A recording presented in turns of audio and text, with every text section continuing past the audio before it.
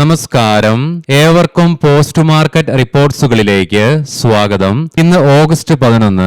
അങ്ങനെ ഇന്നും തുടർച്ചയായ 6ാമത്തെ ട്രേഡിംഗ് സെഷനിലും ഇന്ത്യൻ മാർക്കറ്റിൽ കൺസോളിഡേഷൻ തുടർന്നെങ്കിലും ഈ കലണ്ടർ മാസം ഇന്ന് ആദ്യമായിട്ട് നിഫ്റ്റിക്ക് 24,500 എന്ന സൈക്കോളജിക്കൽ ലെവലിന് താഴെയായിട്ട് ക്ലോസിംഗും രേഖപ്പെടുത്തേണ്ടതായിട്ട് വന്നു. എങ്കിലും കഴിഞ്ഞ ചൊവ്വാഴ്ചത്തെ അഥവാ ഈ മാസം 4-ാം തീയതിയിലെ ഡേ ലോ ആയിരുന്ന 24,427 എന്ന ലെവലിന് തൊട്ടുമുകളിലായിട്ട് 24,429 എന്ന ലെവലിൽ വെച്ച് ഇന്ന് സപ്പോർട്ട് എടുക്കുവാനും സാധിച്ചു. എന്തെല്ലാം കാരണങ്ങളാണ് ഇന്ന് നമ്മുടെ മാർക്കറ്റിനെ ഇടിവിലേക്ക് നയിക്കുവാനുണ്ടായതെന്ന് വിശദമായി തന്നെ ഈ വീഡിയോയിൽ നമുക്ക് പരിശോധിക്കുകയും ചെയ്യാം. ബെഞ്ച് മാർക്ക് ഇൻഡസ്ട്രീസുകളിൽ ഇന്ന് ഫ്ലാറ്റ് ആയിട്ട് നെഗറ്റീവ് സെന്റിമെന്റ്സോട് കൂടിയിട്ടുള്ള ഓപ്പണിംഗ് ലഭ്യമായപ്പോൾ ബോർഡർ മാർക്കറ്റ്സിൽ ഡീസന്റ് ആയിട്ടുള്ള ഗ്യാപ്പ് അപ്പ് ഓപ്പണിംഗും ലഭ്യമായിരുന്നു. ഇന്നത്തെ ഓപ്പണിംഗ് റേഞ്ച് തന്നെയായിരുന്നു നിഫ്റ്റിയിലെ ഇന്നത്തെ ഡേ ഹൈയും. ആദ്യ 5 മിനിറ്റിൽ ക്യാൻഡിൽ തന്നെ ഏകദേശം 70ഓളം പോയിന്റുകൾ നിഫ്റ്റിയിൽ നിന്നും ചോർന്നുപോയി. പിന്നീട് അങ്ങോട്ട് ഇന്ന് ഉച്ചയ്ക്ക് 12 മണി വരെ മാർക്കറ്റില് പതുക്കെ ഇടിവും രേഖപ്പെടുത്തി. എന്നാൽ 12 മണിക്ക് ശേഷം 24,430, 70 എന്നീ ലെവലുകൾക്കിടയിൽ നിന്നുകൊണ്ട് നിഫ്റ്റി കൺസോളിഡേറ്റ് ചെയ്യുന്ന കാഴ്ചയാണ് കാണുവാനായിട്ടും സാധിച്ചിരുന്നത്. തുടർന്ന് ഇന്ന് നിഫ്റ്റിക്ക് 112 പോയിന്റുകളുടെ നഷ്ടത്തോടുകൂടി 24,471 എന്ന ലെവലിൽ ട്രേഡിംഗ് അവസാനിപ്പിക്കേണ്ടി വന്നപ്പോൾ സെൻസെക്സിന് 388 പോയിന്റുകളുടെയും അതേസമയം ബാങ്ക് നിഫ്റ്റിക്ക് 240 പോയിന്റുകളുടെ നഷ്ടവും നേരിടേണ്ടതായിട്ട് വന്നു. ബോർഡർ മാർക്കറ്റ്സിലേക്ക് വന്നു കഴിയുമ്പോൾ തുടർച്ചയായി അവസാന 2 ട്രേഡിംഗ് സെഷനുകളിൽ നഷ്ടത്തോടുകൂടി ട്രേഡിംഗ് അവസാനിപ്പിച്ചിരുന്ന സ്മോൾ ക്യാപ്പിൽ നിന്ന് 4% നേട്ടത്തോടുകൂടി ട്രേഡിംഗ് അവസാനിപ്പിക്കുവാനായപ്പോൾ അവസാന 2 ട്രേഡിംഗ് സെഷനുകളിൽ നേട്ടത്തോടുകൂടി ട്രേഡിംഗ് അവസാനിപ്പിച്ചുകൊണ്ടിരുന്ന നിഫ്റ്റി മിഡ് ക്യാപ്പിൽ നിന്ന് ഫ്ലാറ്റ് ആയിട്ട് നെഗറ്റീവ് സെന്റിമെന്റ്സോടുകൂടി ക്ലോസിംഗ് രേഖപ്പെടുത്തേണ്ടതായിട്ടും വന്നു. NSEയുടെ അഡ്വാൻസ് ഡിക്ലൈൻ റേഷ്യോയിൽ 1,276 സ്റ്റോക്കുകൾക്ക് നേട്ടത്തോടുകൂടിയും അതേസമയം 1,766 സ്റ്റോക്കുകൾക്ക് നഷ്ടത്തോടുകൂടിയും ട്രേഡിംഗ് അവസാനിപ്പിക്കേണ്ടതായിട്ടും വന്നു. സെക്ടർ വൈസ് നോക്കുമ്പോൾ മിക്സ്ഡ് ആയിട്ടുള്ള സെന്റിമെന്റ്സ് ആണ് ഇന്ന് കാണുവാനായിട്ടും സാധിക്കുക. ഫാമയ്ക്ക് ഇന്ന് 1% നേട്ടം കൈവരിക്കുവാനായപ്പോൾ തുടർച്ചയായി 7 ട്രേഡിംഗ് സെഷനുകളായിട്ട് നിഫ്റ്റി ഐടിക്ക് നേട്ടം തുടരുവാനുമാകുന്നുണ്ട്.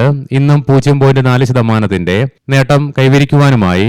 അതേസമയം റിയാലിറ്റി, FMCG, മെറ്റൽ തുടങ്ങിയ മേഖലകൾക്ക് ഓരോ ശതമാനത്തോളം ഇടിവും നേരിടേണ്ടതായിട്ട് വന്നു. അതേസമയം ഇൻഫ്രയ്ക്ക് 0.89%, നിഫ്റ്റി പ്രൈവറ്റ് ബാങ്കിന് 0.68%, ഓട്ടോയ്ക്ക് 0.57% ഇടിവ് നേരിടേണ്ടി വന്നപ്പോൾ മുൻപ് നമ്മൾ കണ്ട പോലെ തന്നെ നിഫ്റ്റി ബാങ്കിന് 0.56% നഷ്ടവും നേരിടേണ്ടതായിട്ടും വന്നു. Doctor Reddy's lab, Eternal, TCS, Titan company, Infosys തുടങ്ങിയ സ്റ്റോക്കുകൾക്ക് ഇന്ന് നിഫ്റ്റിയിലെ ടോപ്പ് ഗെയിനേഴ്സ് ആയിട്ട് മാറുവാനായപ്പോൾ Tata Consumer Products, Max healthcare, UltraTech Cement, Nestle Industries, Grasim Industries തുടങ്ങിയ സ്റ്റോക്കുകൾക്ക് ടോപ്പ് ലൂസേഴ്സ് ആയിട്ട് മാറേണ്ടതായിട്ടും വന്നു. വീണ്ടും വെസ്റ്റ് ഏഷ്യൻ പ്രശ്നങ്ങൾ രൂക്ഷമാകുന്നതിനെ തുടർന്നും എണ്ണയുടെ വിലയിൽ ഉണ്ടാകുന്ന ശക്തമായ കുതിപ്പിന്റെ ഫലമായിട്ട് US ഡോളറിന്റെ ഡിമാൻഡ് വർദ്ധിച്ചു വരുന്ന സാഹചര്യത്തിൽ തുടർച്ചയായി ഇന്ന് 2ാമത്തെ ട്രേഡിംഗ് സെഷനിലും ഇന്ത്യൻ രൂപയ്ക്ക് US ഡോളറിനെതിരെ ഇന്നും ഇടിവാണ് നേരിടേണ്ടതായിട്ടും വന്നത്. തുടർന്ന് ഇന്നലത്തെ ക്ലോസിംഗ് ലെവലിൽ നിന്നും 15 പൈസയുടെ നഷ്ടത്തോടുകൂടി 95.44 എന്ന ലെവലിലായിട്ടാണ് ക്ലോസിംഗും രേഖപ്പെടുത്തിയത്. ക്വാർട്ടർ 1 ഏർണിംഗ്സ് വന്നതിന് ശേഷം HDFC സെക്യൂരിറ്റീസ് PNC ഇൻഫ്രയുടെ സ്റ്റോക്കിന് ബൈ റേറ്റിംഗ് നൽകുക മാത്രമല്ല 38% അപ്സൈഡ് കൂടി ഫോർകാസ്റ്റ് ചെയ്തതിനെ തുടർന്ന് ഇന്ന് സ്റ്റോക്കില് 5% ഉയർച്ച ഇൻട്രാഡേ ബേസിസിൽ അനുഭവപ്പെട്ടു. ഡിസ്ക്ലൈമർ ആയിട്ട് പറയുകയാണ്, ഇതൊരു ബൈ ഓർ സെൽ റെക്കമെൻഡേഷൻ അല്ല. ന്യൂസ് വന്നത് അതേപടി തന്നെ ഷെയർ ചെയ്യുന്നു എന്ന് മാത്രമേ ഉള്ളൂ. MRFന്റെ ക്വാർട്ടർ 1 ഏർണിംഗ്സില് നെറ്റ് പ്രോഫിറ്റില് ഇടിവ് രേഖപ്പെടുത്തിയതിനെ തുടർന്ന് ഇന്ന് സ്റ്റോക്കില് 2% ഇടിവ് ഇൻട്രാഡേ ബേസിസിൽ അനുഭവപ്പെടുവാൻ ഇടയാക്കുകയും ചെയ്തു. അതേസമയം ക്വാർട്ടർ 1 റിസൾട്ടില് കമ്പനിയുടെ പ്രോഫിറ്റിൽ 53% വർധനവ് രേഖപ്പെടുത്തിയതിനെ തുടർന്ന് ഫിനോലെക്സ് കേബിൾസിന്റെ സ്റ്റോക്ക് പ്രൈസിൽ ഇന്ന് ഇൻട്രാഡേ ബേസിസിൽ 12% ഉയർച്ചയും അനുഭവപ്പെട്ടു. ഗ്ലോബൽ റേറ്റിംഗ് ഏജൻസിയായ ഫിച്ച് ഇന്ത്യയുടെ സോവജിംഗ് റേറ്റിംഗ് BBB ആയിട്ട് നൽകുകയും ചെയ്തു. മാത്രമല്ല അവരുടെ ഭാഗത്ത് നിന്നും സ്റ്റേബിൾ ഔട്ട്ലുക്ക് ആണ് നിലനിർത്തുകയും ചെയ്തത്. ഇന്ന് സെൻട്രൽ ഗവൺമെന്റിന്റെ ഭാഗത്ത് നിന്നും റിലീസ് ചെയ്യപ്പെട്ട ഡേറ്റകൾ പ്രകാരം ഇന്ത്യയുടെ ട്രേഡ് ഡെഫിസിറ്റ് 5 മാസത്തെ അതിന്റെ ഏറ്റവും ഉയർന്ന നിലയിലേക്ക് എത്തിച്ചേരുകയും ചെയ്തു. ഈ അടുത്ത കാലത്ത് എണ്ണയുടെ വിലയിലുണ്ടായ ശക്തമായ കുതിപ്പും ഇലക്ട്രോണിക്സ്, മെഷീനറി തുടങ്ങിയ മേഖലകളിലും വന്ന ഉയർച്ചയുടെ ഭാഗമായിട്ട് 30.4 ബില്യൺ US ആയിട്ടാണ് ഇന്ത്യയുടെ ട്രേഡ് ഡെഫിസിറ്റ് വർധനവും രേഖപ്പെടുത്തിയത്.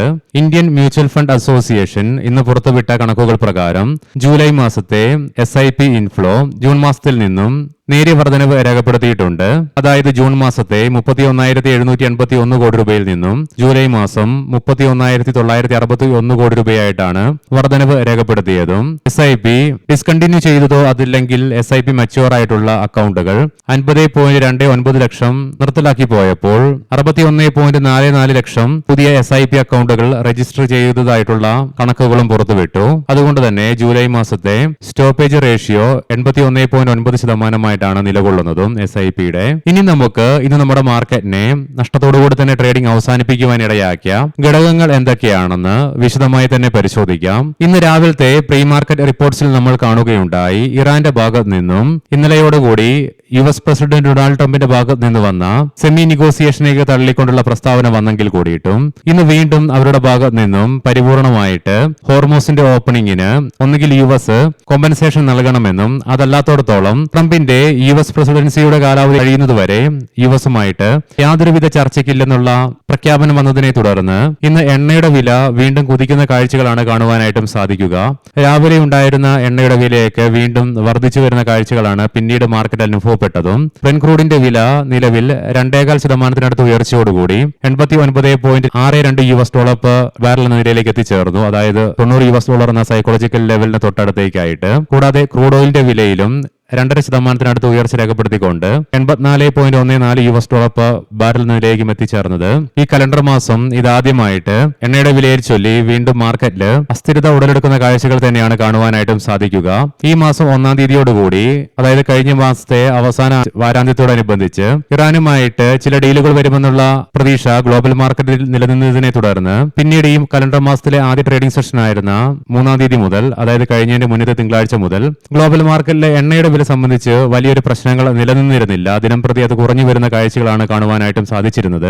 എന്നാൽ പിന്നീട് ഇന്നലെ മുതലാണ് വീണ്ടും എണ്ണയുടെ വില ഹീറ്റപ്പ് ആകുവാൻ ഇടയാക്കിയതും. ആയതിനാൽ തന്നെ ഇന്ന് എണ്ണയുടെ വിലയിലുണ്ടാക്കിയ ശക്തമായ ഉയർച്ച മാത്രമല്ല, ഇറാന്റെ ഭാഗത്ത് നിന്നും ഏകദേശം ഇനി 2.5-3 വർഷങ്ങളുണ്ട് US പ്രസിഡന്റായിട്ട് ട്രംപിന്റെ കാലാവധി തീരുവാനായിട്ട്. അതുകൊണ്ട് തന്നെ ലോകം ഉറ്റുനോക്കി കാണുന്നത് ഒരു പക്ഷേ ഹോർമോസുമായി ബന്ധപ്പെട്ടുള്ള അനിശ്ചിതത്വം ഇനിയും 2-3 വർഷത്തേക്ക് നീണ്ടുപോകുമോ എന്നുള്ള ആശങ്ക തന്നെയാണ് ഗ്ലോബൽ മാർക്കറ്റിലും നിലനിൽക്കുന്നത്. ഇതിനൊരു മറുപടിയായി തന്നെ ട്രംപിന്റെ ഭാഗത്ത് നിന്നും ഇറാനുമായിട്ടുള്ള യുദ്ധത്തിൽ നഷ്ടപ്പെട്ട അമേരിക്കൻ ജീവന് കോമ്പൻസേഷൻ നൽകുന്നതുവരെ ഇറാനുമായിട്ട് യാതൊരുവിധ ചർച്ചയ്ക്കില്ലെന്നുള്ള പ്രതികരണമാണ് ട്രംപിന്റെ മറുപടിയായിട്ട് വരികയും ചെയ്തത് ഇറാന്റെ പ്രസ്താവനയ്ക്കെതിരെ. ആയതിനാൽ തന്നെ വീണ്ടും വെസ്റ്റ് ഏഷ്യൻ പ്രശ്നങ്ങൾ രൂക്ഷമായില്ലെങ്കിൽ കൂടിയിട്ടും ജിയോ പൊളിറ്റിക്കൽ കൺസേൺസ് വർദ്ധിപ്പിക്കുവാനും ഇരു രാജ്യങ്ങളുടെയും പ്രസ്താവനകൾ കൊണ്ട് ആവുകയും ചെയ്തു. ഇതിനെയൊക്കെ തുടർന്ന് ഇന്ന് ഗ്ലോബൽ മാർക്കറ്റിന്റെ സെന്റിമെന്റ്സും വീക്കൻ ചെയ്യുന്ന കാഴ്ചയാണ് കാണുവാനായിട്ടും സാധിക്കുക. ഓൾറെഡി നമ്മൾ പ്രീ മാർക്കറ്റ് റിപ്പോർട്ട്സിൽ കണ്ടിരുന്നു, ഇന്നലെ US മാർക്കറ്റുകൾക്ക് തുടർച്ചയായ അവസാന 2 ട്രേഡിംഗ് സെഷനുകളിലെ ശക്തമായ നേട്ടം ചോർന്നു പോകുന്ന കാഴ്ച. തുടർന്ന് ഇന്ന് യൂറോപ്യൻ മാർക്കറ്റ്സിലും വീക്കൻസ് തന്നെയാണ് അനുഭവപ്പെടുന്നത്. കൂടാതെ ഏഷ്യൻ മാർക്കറ്റ്സിൽ നിന്നും മിക്സ്ഡ് ആയിട്ടുള്ള സെന്റിമെന്റ്സ് ആണ് കാണുവാനായിട്ടും സാധിക്കുന്നുണ്ടെങ്കിലും ഇന്ന് പൊതുവെ ഗ്ലോബൽ മാർക്കറ്റിൽ അനുഭവപ്പെടുന്ന വീക്കൻസിനെ തുടർന്ന് ഗ്ലോബൽ ക്യൂസ് വീക്കായി മാറിയതും തുടർച്ചയായി മുൻപ് നമ്മൾ കണ്ട 2 കാരണങ്ങൾ മൂലം US ഡോളറിനെതിരെ ഇന്ത്യൻ രൂപയ്ക്ക് ഇന്ന് ഏകദേശം 15 പൈസയുടെ ഇടിവ് നേരിടേണ്ടി വന്നതും നമ്മുടെ മാർക്കറ്റിനെ വലിയ രീതിയിൽ തന്നെ തളർത്തിയപ്പോൾ ഇന്ന് ഇന്ത്യൻ ഫിനാൻഷ്യൽ മേഖലയിലും ശക്തമായ വീക്ക്നെസ് ആയിരുന്നു പ്രകടമായിരുന്നതും. Especially Nifty bank, Nifty private bank തുടങ്ങിയ മേഖലകളും.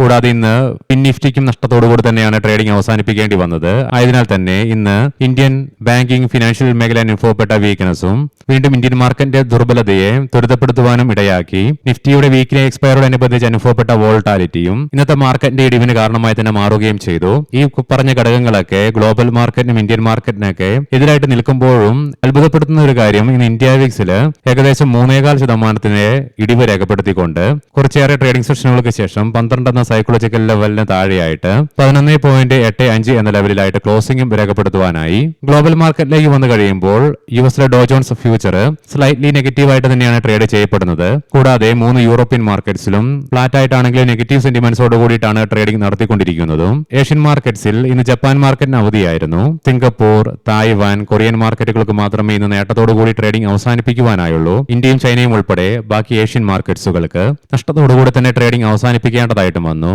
രാവിലത്തെ വെച്ച് നോക്കുമ്പോൾ ഗോൾഡിന്റെ വിലയിലെ 0.4% അഥവാ $11 ഇടിവ് അനുഭവപ്പെടുന്നുണ്ട്. $4,379.98 പെർ ഔൺസ് എന്ന നിലയിലായിട്ടാണ് ഗോൾഡിൽ ട്രേഡിംഗ് നടന്നുകൊണ്ടിരിക്കുന്നതും. ഇന്ന് വന്ന പുതിയ റിപ്പോർട്ടുകൾ പ്രകാരം ഹോസ്പിറ്റലുകളുടെ റൂമിന്റെ റെന്റ് 3-സ്റ്റാർ ഹോട്ടൽസിന്റെ റൂംസിനേക്കാളും കുറവായിരിക്കണമെന്നുള്ള ബില്ല് ഇന്ന് പാർലമെന്റിൽ സ്റ്റാൻഡിംഗ് കമ്മിറ്റി അവതരിപ്പിച്ചു എന്നുള്ള റിപ്പോർട്ട്സ് വന്നു. ഇതിനെ തുടർന്ന് ഇന്ന് ചില ലീഡിംഗ് ഹെൽത്ത് കെയർ സ്റ്റോക്കുകൾക്ക് ക്ഷീണമേൽക്കുകയും ചെയ്തു. ഇനി നമുക്ക് ഇന്നത്തെ പ്രധാനപ്പെട്ട സ്റ്റോക്കിംഗ് ന്യൂസുകൾ പരിശോധിക്കാം. മുൻകൂട്ടി ഓർമ്മിപ്പിച്ചുകൊള്ളട്ടെ, ഇത് ഒരു ബൈ ഓർ സെൽ റെക്കമെൻഡേഷൻ അല്ല. L&T ഫൈനാൻസ് ശ്രീ സച്ചിൻ ജോഷി, ശ്രീ രാജു ഡോത്തി എന്നിവരെ യഥാക്രമം 2-3 വർഷത്തേക്ക് മുഴുവൻ സമയ ഡയറക്ടർമാരായിട്ട് നിയമിച്ചു. അദാനി സ്റ്റോക്സ് ഗൗതം അദാനിക്കും സാഗർ അദാനിക്കുമെതിരെയുള്ള കേസ് ഉപേക്ഷിക്കുവാൻ തീരുമാനിച്ചതായിട്ട് US നീതിന്യായ വകുപ്പ് അറിയിച്ചതിനെ തുടർന്ന് US കോടതിയുമായിട്ടുള്ള അദാനി ഗ്രൂപ്പിന്റെ നിയമ പോരാട്ടം അന്ത്യം കുറിച്ചതായിട്ട് റോയിറ്റേഴ്സിന്റെ ഭാഗത്ത് നിന്ന് റിപ്പോർട്ട് വരികയും ചെയ്തിരുന്നു. കൂടാതെ ഇതിനെക്കുറിച്ച് ഇന്ന് ഒഫീഷ്യലി ഗൗതം അദാനി ട്വീറ്റ് ചെയ്യുകയും ചെയ്തു. ഇതിനെ തുടർന്ന് ഇന്ന് പല അദാനി സ്റ്റോക്കുകളിലും ഇൻട്രാഡേ ബേസിസിൽ ഉയർച്ചയും അനുഭവപ്പെട്ടു.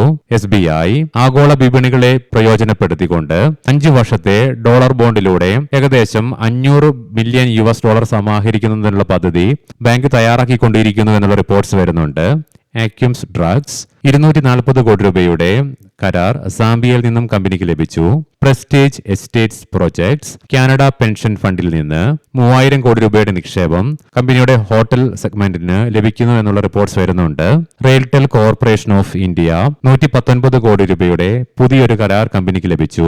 Antony Waste Handling Greater Noida Industrial Development അതോറിറ്റിയിൽ നിന്ന് 5 വർഷത്തേക്കുള്ള 243.2 കോടി രൂപയുടെ കരാർ കമ്പനിക്ക് ലഭിച്ചു. സൈഡസ് ലൈഫ് സയൻസ് പറയാൻ പോകുന്ന റിസൾട്ടുകളൊക്കെ Q1 ഇയർ ബേസിസിലാണ്. നെറ്റ് പ്രോഫിറ്റില് 35.9% ഇടിവ് രേഖപ്പെടുത്തിയപ്പോൾ റവന്യൂവില് 22% വർധനവും രേഖപ്പെടുത്തി. ലോയിഡ്സ് എന്റർപ്രൈസസ് നെറ്റ് പ്രോഫിറ്റില് 74% ഇടിവ് രേഖപ്പെടുത്തിയപ്പോൾ റവന്യൂവില് 70.2% വർധനവും രേഖപ്പെടുത്തി. RVNL പ്രോഫിറ്റില് 17.8%ന്റെയും റവന്യൂവില് 10% വർധനവ് രേഖപ്പെടുത്തി. കൽപാത്രോ പ്രോജക്ട്സ് നെറ്റ് പ്രോഫിറ്റില് 44.9%ന്റെയും റവന്യൂവില് 3.8%ന്റെയും വർധനവും രേഖപ്പെടുത്തി. സീമെൻസ് നെറ്റ് പ്രോഫിറ്റില് പല മടങ്ങ് വർധനവ് രേഖപ്പെടുത്തിക്കൊണ്ട് കഴിഞ്ഞ വർഷം ഇതേ ക്വാർട്ടറിൽ 423 കോടി രൂപ പ്രോഫിറ്റിൽ നിന്നും ഇത്തവണ 2143 കോടി രൂപയായിട്ട് പ്രോഫിറ്റിൽ വർധനവ് രേഖപ്പെടുത്തിയപ്പോൾ റവന്യൂവില് 14.8%ന്റെ വർധനവും റിപ്പോർട്ട് ചെയ്തു.